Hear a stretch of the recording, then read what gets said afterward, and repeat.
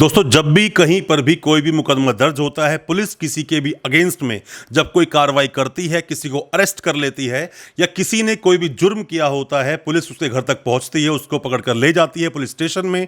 वहां पर जिन धाराओं के तहत काम किया जाता है, जिन धाराओं के तहत उसके अगेंस्ट मुकदमा दर्ज कर दिया जाता है, उसको हम बोलते हैं आईपीसी। इस आईपीसी के बारे में बहुत कुछ बताऊंगा अपने इस वीडियो में कि क्या होता है आईपीसी, ताज़ेराते हिंद किसे बोलते हैं या फिर दफा किसे बोलते हैं। ऐसी कई सारी चीजें होती हैं जो आपको बिल्कुल जानना चाहिए। तो दोस्तों, वही सब कुछ जानने के लिए आप बने रहिए हमारी इस वीडियो के साथ।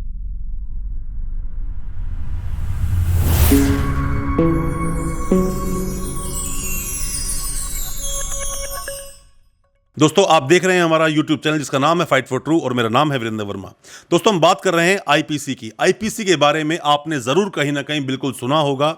आईपीसी नहीं सुना होगा तो आपने जरूर सुना होगा इंडियन पिनल कोड, जो कि इसकी फुल फॉर्म है इंडियन पिनल कोड या भारतीय दंड संहिता या फिर ताज़-ए-राते हिंद। आपने जरूर सुना होगा, अक्सर फिल्मों में ऐसा बोला जाता है कि दफा 302 के तहत, ताज़ेराते हिंद के तहत आपको इतनी सजा दी जाती है। इस तरह से कुछ लाइन बोली जाती है फिल्मों में या बाहर भी आपने सुना होगा ताज़-ए-राते हिंद का मतलब क्या होता है। दोस्तों देखिए, क्राइम जो होते हैं दो तरह से होते हैं, या सिविल नेचर के होते हैं या क्रिमिनल नेचर के होते हैं। जितने भी क्रिमिनल नेचर के मुकदमे होते हैं वो सभी होते हैं फौजदारी मुकदमे, और जितने ही सिविल नेचर के होते हैं उन्हें बोलते हैं दीवानी मुकदमे। फौजदारी जो मुकदमे होते हैं उनके अंदर जो धाराएं होती हैं, जैसे आपने देखा होगा 302 के बारे में अक्सर आपने सुना होगा 302 धारा क्या होती है।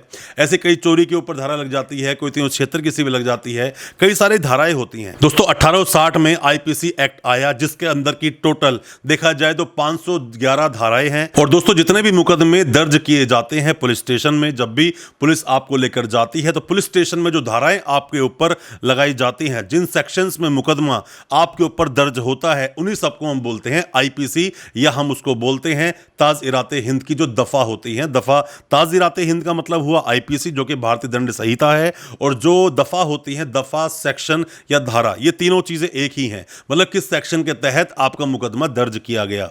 अब दोस्तों, बात इसमें आती है कि फिर अगर धारा अगर ये होती है, सेक्शन है, तो अनुच्छेद किसे बोलते हैं, क्या बोलते हैं हम आर्टिकल्स को। दोस्तों, आर्टिकल, अनुच्छेद का मतलब है संविधान में जितनी भी चीजें लिखी है, टोटल 395 टोटल उसके अंदर अनुच्छेद हैं, 395 टोटल आर्टिकल्स हैं। उसी तरह से सीआरपीसी अगर हम बात करें, जिसके अंदर की जो पूरी प्रक्रिया चलाई जाती है, जैसे कि पुलिस स्टेशन में जब मुकदमा दर्ज हुआ, दोस्तों पुलिस के पास सिर्फ पावर है आपको अरेस्ट करने की, ना कि आपको सजा दे देने की। अक्सर लोग ऐसा सोचते हैं, जो लोग छोटे मोटे कस्बे से आते हैं, गांव से आते हैं, जिनको कानूनी नॉलेज नहीं है या कानून का ज्ञान नहीं है, वो लोग सोचते हैं कि अब तो मुझे पुलिस ने पकड़ लिया, अब मुझे सजा दे देंगे। दोस्तों, सजा देने का काम पुलिस का बिल्कुल नहीं होता है, ये काम है मजिस्ट्रेट साहब का।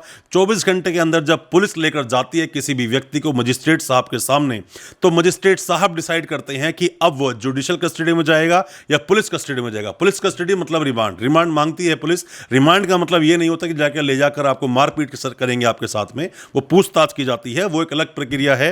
रिमांड के बारे में डिटेल आप वीडियो चाहते हैं तो उसके बारे में आप कमेंट में मुझे बताएं, ताकि अगली वीडियो हम उसके बारे में लेकर आ सके और आपको बता सके उसके बारे में भी।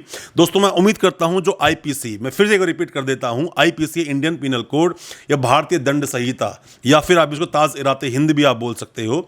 1860 का जो ये एक्ट है, जिसके अंदर 511 टोटल जो सेक्शंस हैं उसके अंदर, इसी के तहत कोई भी मुकदमा दर्ज किया जाता है। पुलिस जब कोई भी मुकदमा दर्ज करती है तो इसी को हम बोलते हैं आईपीसी। जब भी पुलिस कोई मुकदमा आपका दर्ज करे तो समझ सेक्शंस जो डले हुए हैं वो आईपीसी के तहत है, जो इंडियन पिनल कोड के तहत जो सेक्शंस बनाए गए हैं। ये पूरे के पूरे सेक्शन बनाए गए हैं, किसी में अपराध की डेफिनेशन दी गई है तो किसी में उसमें दी जाने वाली सजा का प्रावधान बताया गया है कि कितनी सजा उसको दी जाएगी। यही पूरी है आपकी आईपीसी। फिर भी किसी भी और चीज के बारे में आप जानना चाहते हैं, हमें आप कमेंट बॉक्स में जरूर बताएं, ताकि उसके बारे में हम एक डिटेल वीडियो बनाएं और आपको बता सकें सब कुछ कि आप जानना चाहते हैं उसके बारे में। बहुत बहुत शुक्रिया दोस्त, धन्यवाद हमारे वीडियो के साथ बने रहने के लिए।